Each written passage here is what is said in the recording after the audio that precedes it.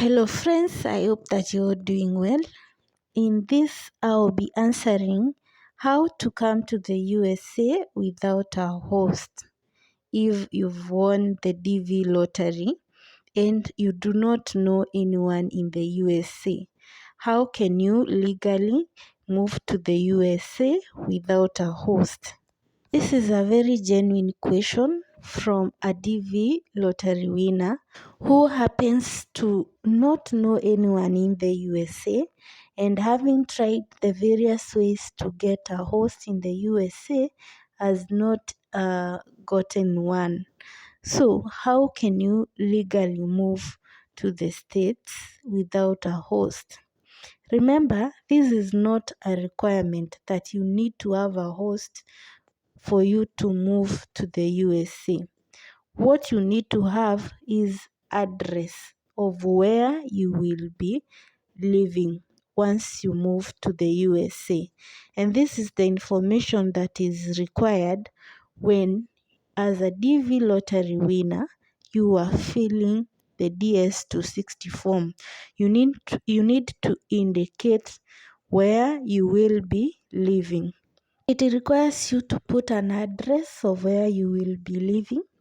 This is because in this address that you give, residential address that you give, that is where your green card will be sent.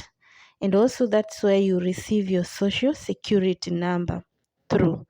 So the requirement to add that address is so that it is known this is where you live. If you do not have a host, do you let the opportunity that you have just slide away?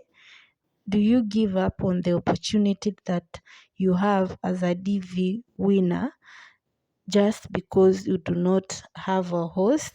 No. There are various smart ways you can work your way through that challenge and legally get to the USA.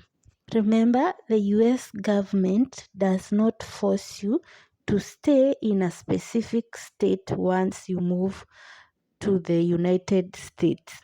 So what you can do, you can talk to someone to give you their residential address, so that that's where your card will be sent. And then when you move to the US, you are not going to stay with them. You either maybe move to a hotel or maybe Airbnb, stay there for a few days as you look for your apartment. You can stay in an hotel and look for your apartment.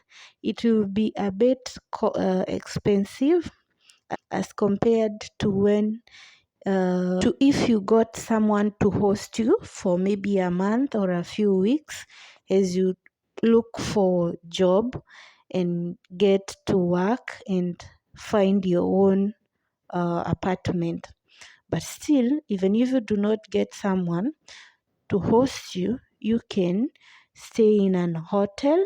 For the days that you spend at the hotel or the Airbnb, you need to be very determined to look for work, get job and get your own apartment, and also make sure that you apply for your social security number immediately, so that immediately you get it, you're able to get jobs, start working and own your own apartment.